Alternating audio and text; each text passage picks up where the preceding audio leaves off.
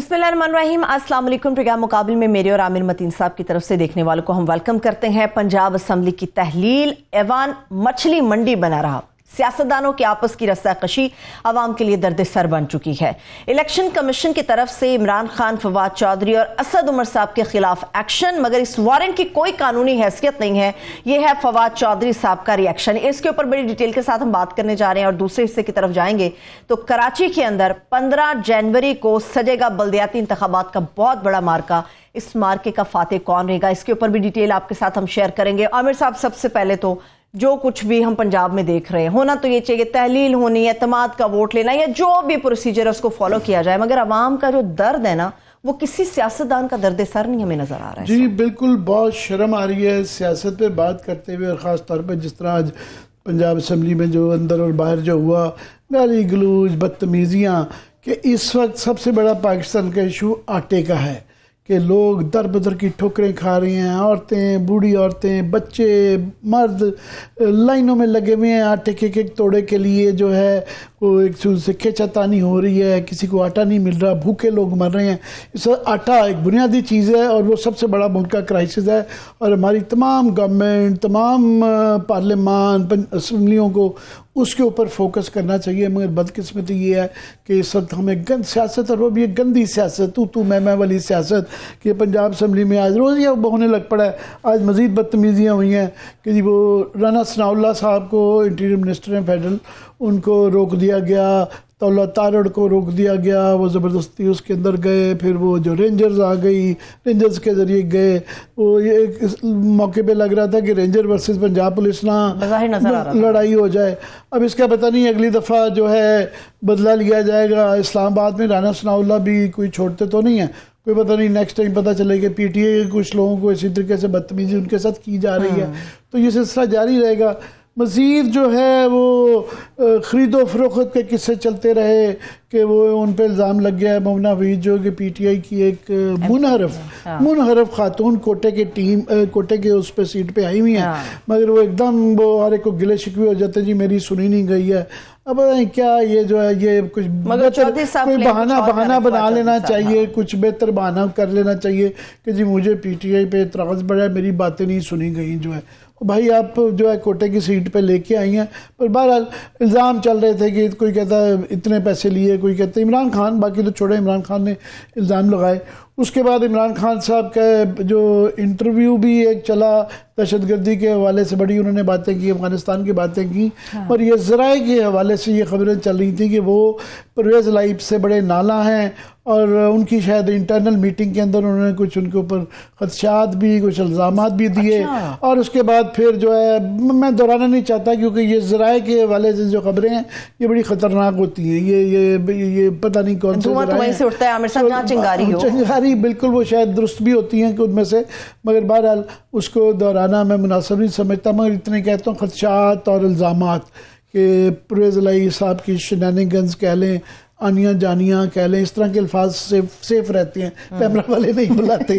तो वो उसके बाद बताया गया कि परवेज़ इलाही साहब जो है उनकी मुलाकात हो गई और फिर हर मुलाकात के बाद उनको रोज़ मुनीस इलाही को कहना पड़ता है कि हमारे बहुत अच्छे ताल्लुकात हैं, इमरान खान हमारे बड़े भाई हैं और जो है डैडी के भी बड़े भाई हैं। और जिस तरह वो कहेंगे हम उसके मुताबिक, जब रोज़ कहना पड़े ना उस वक्त लोगों को शक पड़ जाता है कि ये रोज़ कहते हैं जब, तो कुछ ना कुछ दाल में काला है।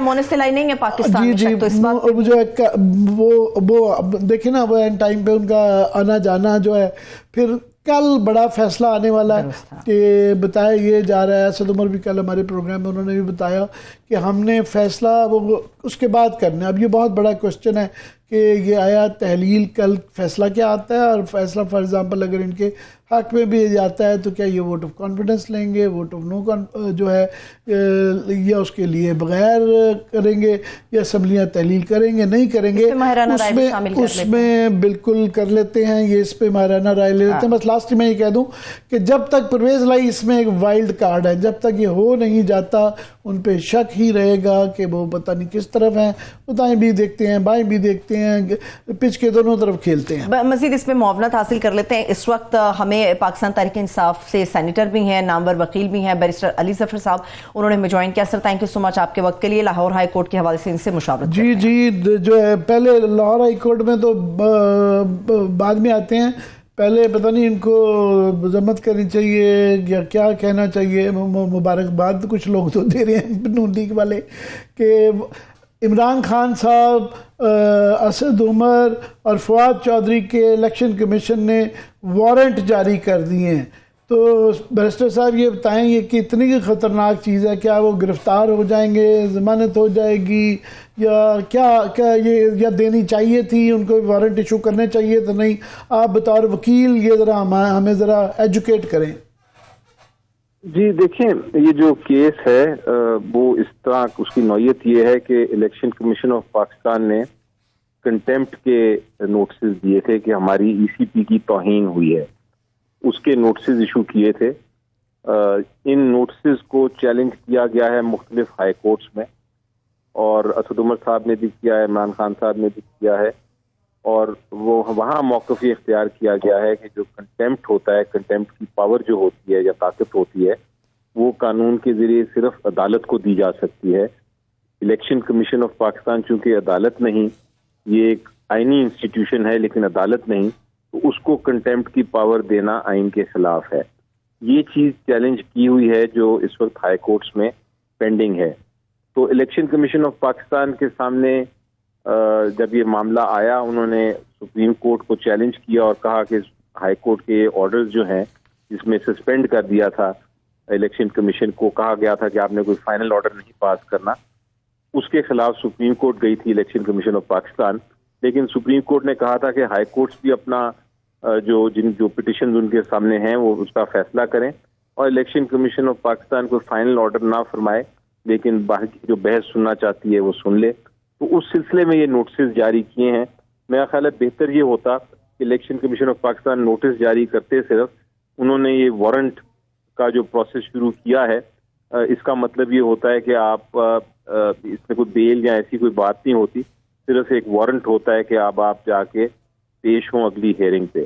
تو اگر وہ پیش ہو جائیں گے اگلی ہیئرنگ پہ یا اپنے وکیل کے ذریعے ادھر پیش ہوں گے تو پھر وہ معاملات وارنٹ کے ختم ہو جائیں گے۔ تو اتنی بڑی چیز نہیں ہے جتنی چیز بنائی گئی ہے آج کے اخباروں میں۔ وہ بہرحال جب یہ سرخی لگتی ہے، اور سرخی بھی آرڈر ہو تو لگانی پڑتی ہے کہ عمران خان، فواد چودھری کو گرفتار ہونے کا امکان، ان کے وارنٹ جاری کیے۔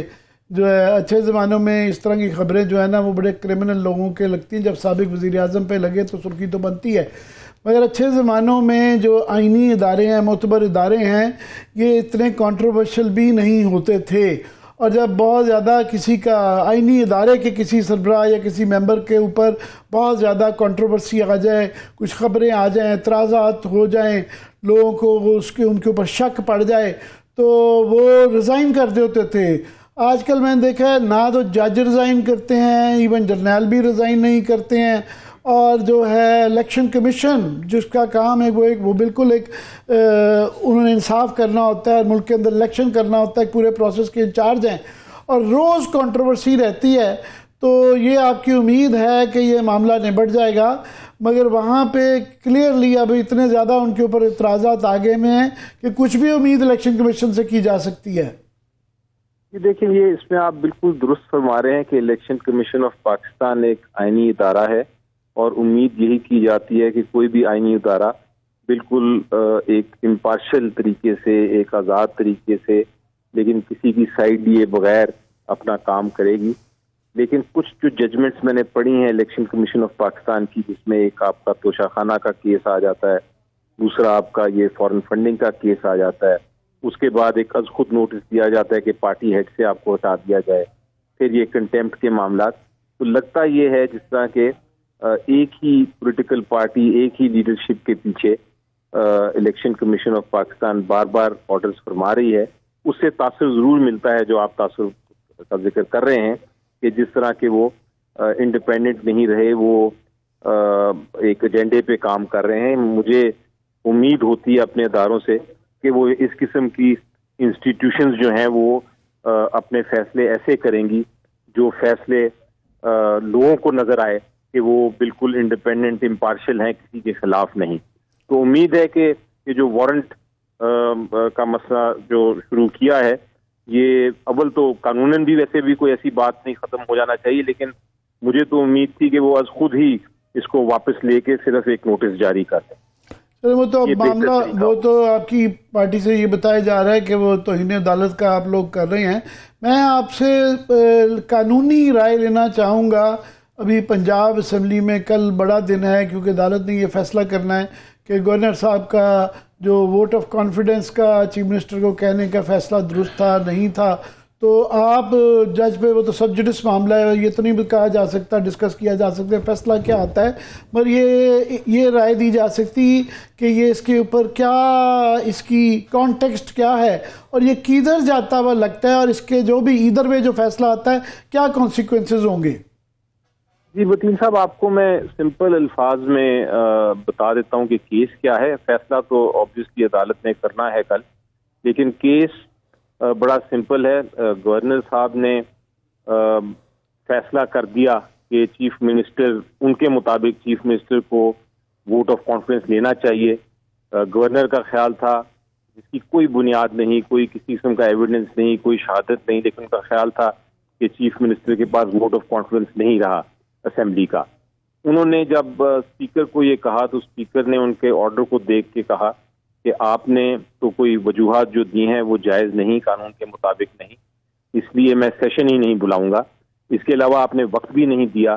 قانون کہتا ہے کہ آپ کو کم از کم 10 دن دینے چاہیے تھے ووٹ آف کانفیڈنس کے. آپ نے اگلے دن ہی رات کو نوٹس دیا اور کہا کہ پرسوں آپ 4 بجے لے لیں ووٹ, تو یہ بھی بات غلط ہے. تو میں سیشن ہی نہیں کال کرتا. اب یہ دو آئینی لوگوں میں جھگڑا ہے, گورنر بھی آئینی ادارہ ہے, اسپیکر بھی ایک آئینی ادارہ ہے, دونوں میں آپس میں جھگڑا ہے.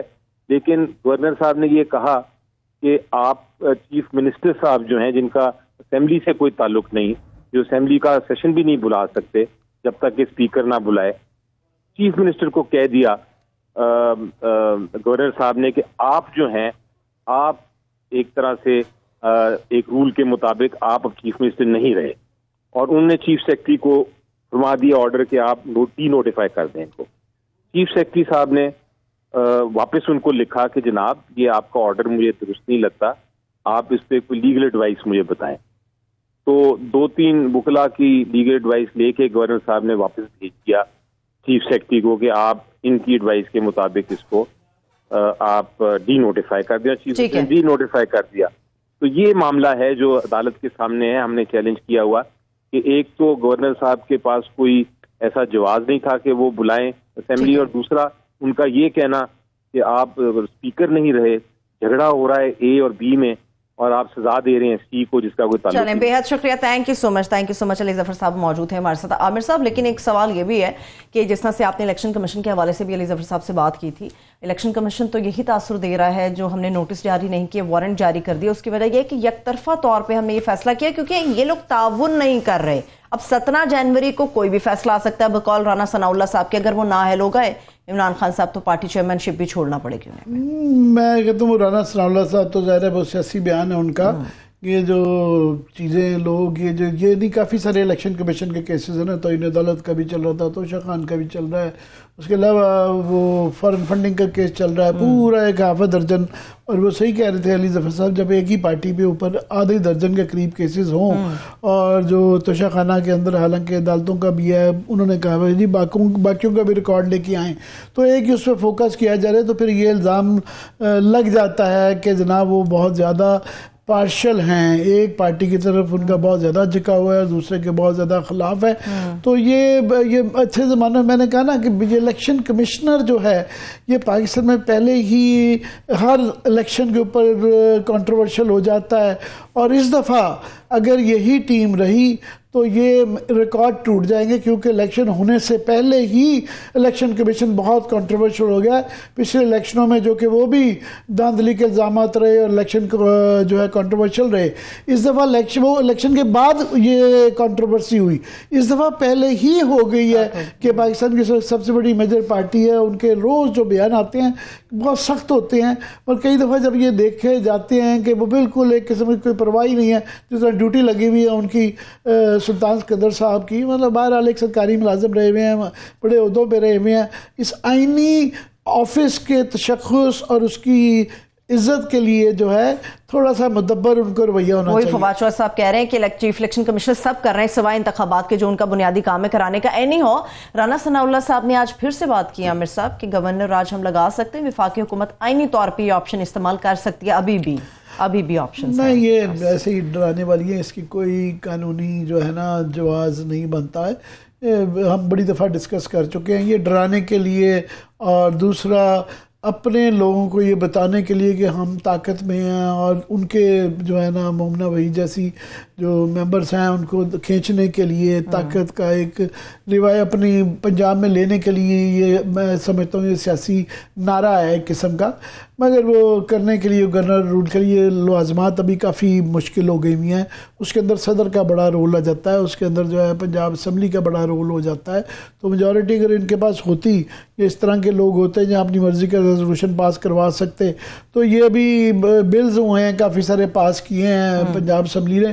اگر ان کے پاس نمبرز پورے ہوتے تو یہ ایک بل جو ہے ان کا فیل ہو جاتا، تو پھر جواز بن جاتا تھا کہ ووٹ آف کانفیڈنس لینے کا لازمی چیف منسٹر کے لیے بن جاتا تھا، اور وہ یہ نظر آ جانا تھا کہ ان کے پاس بندے پورے ہیں. اور وہاں پہ بائی دا وے بل کے اوپر اگر کوئی ان کا ممبر پی ٹی آئی کا ووٹ ان کے خلاف کر دے تو اس سے نااہلی نہیں ہوتی. نااہلی صرف بجٹ کے اوپر یا ووٹ آف کانفیڈنس یا ووٹ آف نو کانفیڈنس کے اوپر ووٹ کرنے سے ہوتی ہے.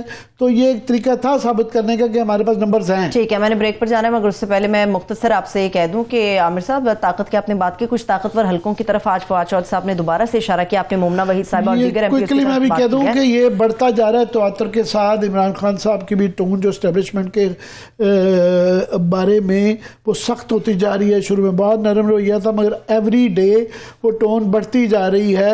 اور مجھے خدشات ہیں کہ آئندہ آنے والے دنوں میں یہ جو جس طرح پہلے پچھلے آرمی چیف کی اس میں یہ اسی طرح بات جاتی ہوئی نظر آ رہی، جو کہ بڑا غلط ہے. ملک کے جو حالات ہے اس کے اندر یہ کانفرنٹیشن نہیں ہونی چاہیے. ٹھیک ہے، چلیے ایک بریک کی طرف ابھی ہم چلتے ہیں. بریک سے واپس آئیں گے تو بتائیں گے کہ وقت بہت کم رہ گیا اور مقابلہ یقینی طور پر سخت ہے. کراچی کے بلدیاتی انتخابات کے حوالے سے لیٹس سی کہ فاتح کون ہوتا ہے، وہاں کی کیا سچویشن ہے، یہ بھی آپ سے شیئر کریں گے. ہمارے ساتھ رہیے.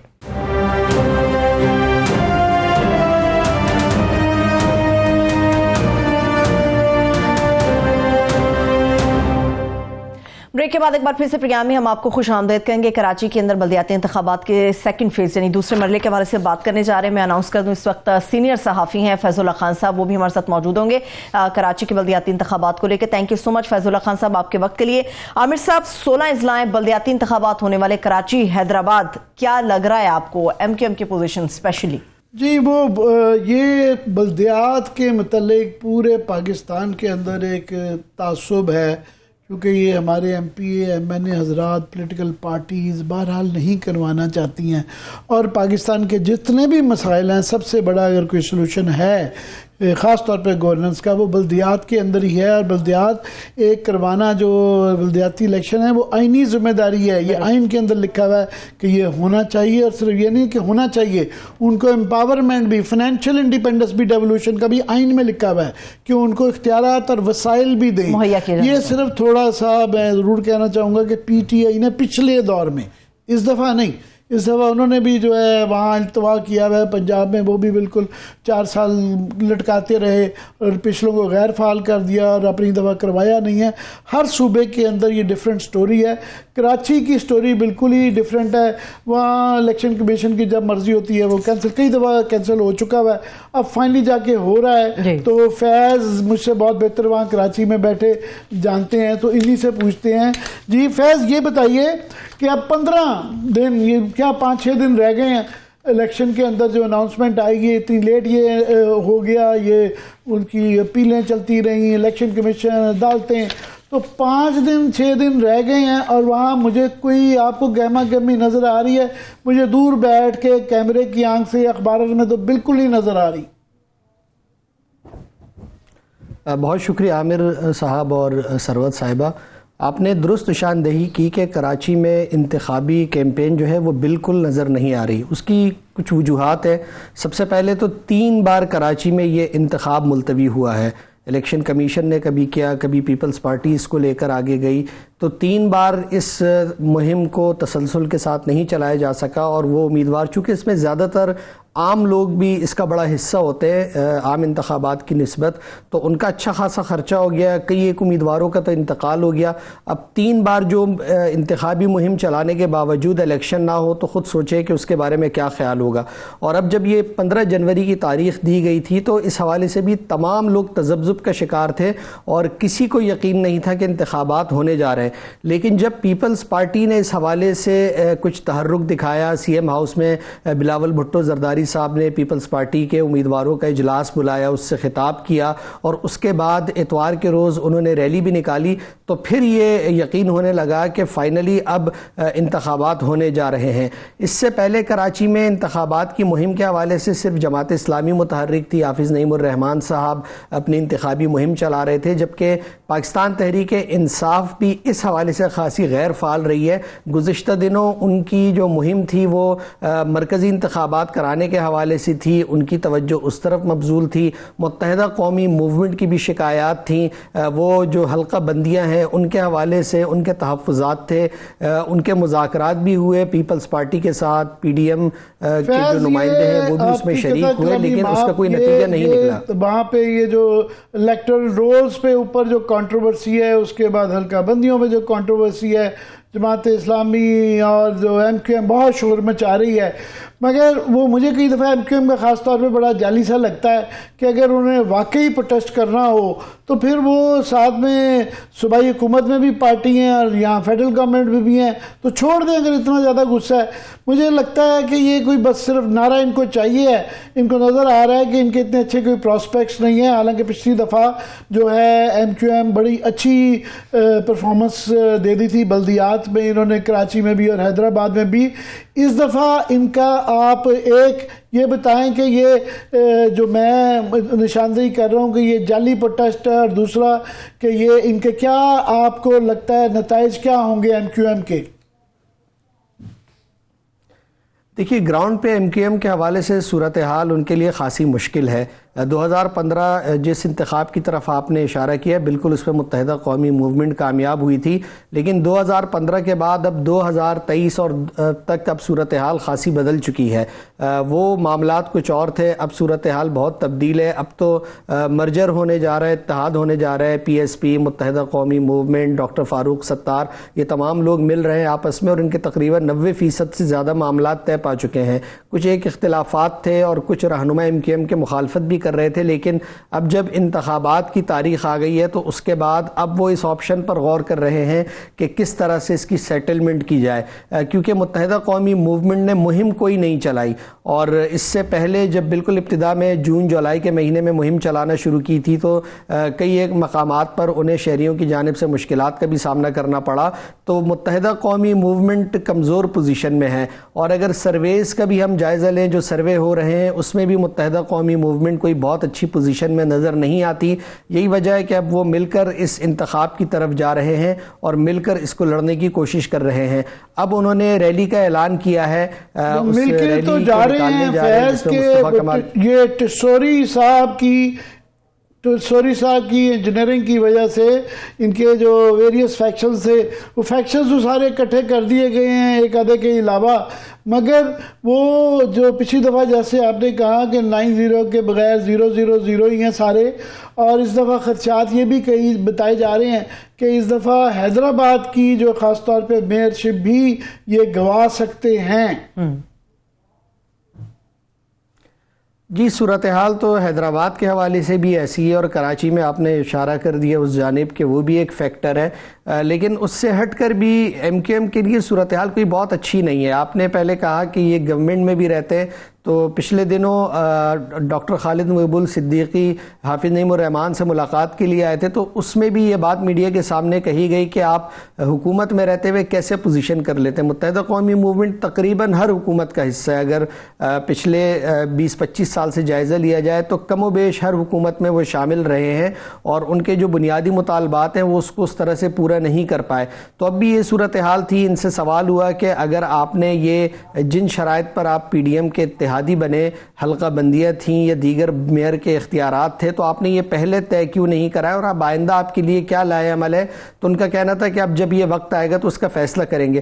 کنفیوژن دکھائی دیتی ہے متحدہ قومی موومنٹ کی جانب سے، یکسوئی نہیں ہے، اس وجہ سے ان کی مہم بھی اس طرح سے نہیں چلائی جا سکی۔ اب 4-5 دن رہ گئے ہیں، بڑا اس بار تو ایک معمہ ہی رہا یہ انتخاب۔ کسی بھی سیاسی جماعت نے کھل کر مہم نہیں چلائی، نہ پی ٹی آئی نے چلائی، نہ متحدہ قومی موومنٹ موجود تھی، نہ پی ایس پی نے یہ مہم چلائی، خود پیپلز پارٹی بھی اس سے دور رہی، واحد جماعت اسلامی کی طرف سے یہ مہم چلتی رہی، وہ اپنی کیمپین چلاتے رہے۔ تو یہ پہلا ایسا انتخاب ہونے جا رہا ہے کراچی میں بلدیاتی کہ اس میں سیاسی جماعتیں گراؤنڈ پہ اس طرح سے متحرک نہیں تھی، اور اس کی وجہ میں بتا چکا ہوں کہ 3 بار وہ ملتوی ہو چکے تھے، چوتھی بار بھی اس کو ملتوی کرانے کے لیے اور حلقہ بندیوں کے حوالے سے متحدہ قومی موومنٹ نے عدالت سے رجوع کیا، الیکشن کمیشن سے بھی رجوع کیا، سندھ حکومت سے رجوع کیا، وفاقی حکومت سے رابطہ کیا، لیکن ان تمام تر جگہوں پر پاکستان متحدہ قومی موومنٹ کو ناکامی رہی ہے، اور اب انتخاب جو ہے وہ 15 جنوری کو ہونے جا رہا ہے۔ لیکن فیض اللہ صاحب آپ بالکل صحیح کہہ رہے ہیں، ہم سب جانتے ہیں کہ ابھی جو بلدیاتی انتخاب ہونے جا رہا ہے اس میں جماعت اسلامی کی یہ اپلیکیشن تھی جس کو ایکسیپٹ کیا گیا، اور 3 بار ملتوی ہونے کے بعد اب کی بار ایکسیپٹ ہوا تھا کہ بلدیاتی انتخابات ہوں گے۔ آپ نے جماعت اسلامی کی بات کی، ایم کیو ایم ابھی اس لمحے تک آج تک اپنی انتخابی مہم کے اندر صرف اختیارات نہ ملنے کا رونا روتی ہوئی نظر آ رہی ہے۔ ابھی بھی جماعت اسلامی ایک بہت بڑے پیمانے پر اپنی کمپین چلا رہی ہے، جس کے اندر ہم دیکھ رہے ہیں نامور شخصیات بھی حافظ نعیم الرحمان کے ساتھ سڑکوں پر ہیں، لوگوں کو اپنی طرف وہ لے کر آ رہے ہیں، عوام کی بڑی تعداد ان کے ساتھ مظاہروں میں بھی شامل ہوئی۔ آپ کو لگتا ہے کہ پیپلز پارٹی نہیں، ایم کیو ایم نہیں، اب کی بار بہت ایک لمبے عرصے کے بعد جماعت اسلامی پھر سے کوئی بڑا چینج لانے کے لیے تیار ہے؟ دیکھیے، جماعت اسلامی نے اپنی مہم تو بہت اچھی چلائی ہے۔ اگر سوشل میڈیا کو بھی دیکھا جائے تو پی ٹی آئی اس سے پہلے سوشل میڈیا کا بہترین استعمال کرتی تھی۔ یہاں کراچی میں حافظ نعیم الرحمان کی مہم میں ہمیں پی ٹی آئی بھی پیچھے نظر آتی ہے، اور حافظ نعیم الرحمان نے کراچی کے مسائل کے حوالے سے جو بات کی ہے اسے توجہ ملی ہے، لوگوں میں پذیرائی بھی ملی ہے، اور لوگوں نے ان کی مہم کو سراہا بھی ہے۔ اب جہاں تک یہ بات ہے کہ ووٹ کتنا، دیکھیے ایک ہمدردی کی لہر تو ان کے لیے پیدا ہوئی ہے، لیکن اس کا اظہار 15 جنوری کو ہی ہوگا کہ لوگ آیا اس ہمدردی کو ووٹ کی لہر میں تبدیل کرتے ہیں یا نہیں کرتے۔ تو یہ حافظ نعیم الرحمان کی ہے، جماعت اسلامی کی اس حوالے سے کامیابی ضرور ہے کہ جماعت اسلامی کراچی کی انتخابی سیاست سے مکمل طور پہ باہر تھی۔ اس صوبائی اسمبلی میں بھی ان کا ایک ہی ممبر ہے لیاری سے، اور اس کے علاوہ کوئی نہ قومی اسمبلی سے نشست تھی نہ صوبائی اسمبلی سے تھی، لیکن اس کے باوجود بلدیات میں جو مہم انہوں نے چلائی ہے وہ کسی حد تک اس کا اثر نظر آ رہا ہے، لوگوں میں اس کی توجہ بھی مل رہی ہے اس کی، لیکن اب وہ کتنی کامیاب ہوتی ہے۔ دلچسپی ہے لوگوں کی، اور اتنی لیٹ کیمپین سٹارٹ ہوئی ہے، اس کا بینیفیشری کون ہوگا، کس کو فائدہ ہوگا؟ اور آپ اگلی دفعہ کراچی میں کس کا میئر دیکھ رہے ہیں؟ پی ٹی آئی کا، جماعت اسلامی کا، پیپلز پارٹی کا، یا ایم کیو ایم کا؟ دیکھیے کراچی میں جہاں عام لوگوں کا تعلق ہے یا ووٹر ہے، پی ٹی آئی کے حوالے سے خاصی لوگوں میں ایک پذیرائی پائی جاتی ہے پی ٹی آئی کی۔ پی ٹی آئی کا ورکر اتنا موجود نہیں ہوتا لیکن اس کا ووٹر موجود ہے۔ اس کے ساتھ ساتھ جماعت اسلامی نے بہت اچھی مہم چلائی ہے، حافظ نعیم الرحمان نے، ان کے حوالے سے بھی لوگ اب بات کر رہے ہیں۔ پیپلز پارٹی پر اعتماد ہے کہ اگلا میئر جیالے ہی آئے گا، اور متحدہ قومی موومنٹ تو کنفیوژن میں ہی رہی ہے، لیکن ان کے پاس ان کا مرجر اگر ہوتا ہے تو مصطفیٰ کمال کی صورت میں ان کے پاس ایک ایسا امیدوار موجود ہے کہ کراچی کے لوگ انہیں بھی پسند کرتے ہیں، جو انہوں نے سٹی میئر کے طور پہ کام کیا تھا. تو تمام لوگ موجود تو ہیں, لیکن اصل بات یہ ہے کہ مہم نہیں چلائی جا سکی, جس کی وجہ سے اس بات کا پورا امکان موجود ہے کہ ٹرن آؤٹ کم رہے گا, اور اس بات کا اظہار کیا جا رہا ہے, خدشہ موجود ہے کہ ٹرن آؤٹ 40 تک جا سکتا ہے, یعنی 40 تک جائے گا, اس سے زیادہ نہیں جا پائے گا, کیونکہ اس کی بہت ساری وجوہات میں مہم کا نہ چلنا, انتخابات کا بار بار ملتوی ہونا, اور پھر غیر یقینی کی صورتحال. تو اس کے نتیجے میں یہ انتخاب جو ہے ٹرن آؤٹ کے حوالے سے متاثر ہو سکتا ہے. حالانکہ ہونا یہ چاہیے کہ کراچی کے مسائل کے حوالے سے انتخاب ہونے جا رہا ہے. بڑا اچھا ٹریک ریکارڈ ہے وہاں پہ کراچی میں ایز اے میئر, مگر کافی الیکشن اس دوران میں بائی الیکشن وغیرہ ہوئے ہیں, اور 2018 کا بعد وہ الیکشن کے بھی اور اس کے بعد کے الیکشن بھی, وہ ایک بالکل جو ہے نمک برابر جو آٹے میں جو ہے نا ان کو ووٹ ملتے رہے ہیں, تو کوئی اتنا ان کا نظر نہیں آتا, پذیرائی نہیں آئی. تو پی ٹی آئی اور خاص طور پہ دوسرا فیکٹر اس کے اندر آ جاتا ہے کہ اس دفعہ جو ہے الطاف بھائی کی طرف سے وہ جو ہمیشہ ریسنٹلی کر رہے ہیں کہ بائیکاٹ کا وہ کہہ دیتے ہیں, لوگ جو ان سے مروب ہیں یا ان سے متاثر ہیں وہ لوگ آتے ہی نہیں ہیں. تو اس دفعہ کیا دیکھ رہے ہیں آپ؟ دیکھیے, اگر متحدہ قومی موومنٹ کے بانی قائد الطاف حسین جو بائیکاٹ کی اپیل کرتے ہیں, تو وہ لوگ وہ ہیں جو متحدہ قومی موومنٹ کو ووٹ دیتے ہیں, صرف وہ نہیں نکلتے. اگر وہ نہیں نکل رہے ہیں تو باقی پارٹیوں کے چاہنے والے یا ان کا ووٹر تو نکلتا ہے.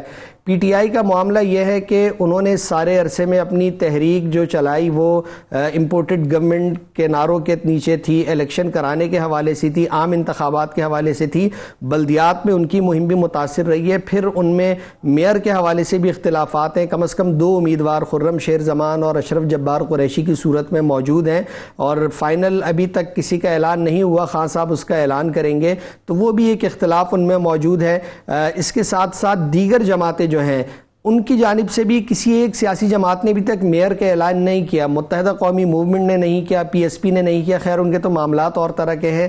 پیپلز پارٹی کی جانب سے بھی اعلان نہیں کیا گیا ہے. یہ اس بات کا امکان ہے کہ مرتضی وہاب ان کی جانب سے ممکنہ طور پر میئر ہو سکتے ہیں. تھوڑا سا ٹال دیا کہ آپ کس پارٹی کو, ایسے ہی بتا دیں کوئی تجزیے کے بغیر, کہ آپ کی گٹ فیلنگ کیا ہے کہ کون سی پارٹی میئر بنائے گی کراچی میں؟